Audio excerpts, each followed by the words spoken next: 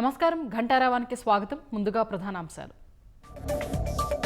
అనంత జిల్లాలో దేశంలోని అతిపెద్ద హైబ్రిడ్ పవర్ ప్రాజెక్ట్ కాసేపట్లో శంకుస్థాపన చేయనున్న లోకేష్.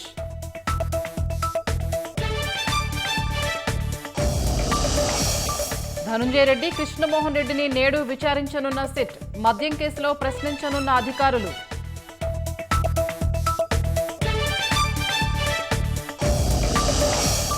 గుంటూరు, పల్నాడు, బాపట్ల జిల్లాల్లో వర్షం, నిలిచిన విద్యుత్తు సరఫరా, నేలకొరిగిన చెట్లు.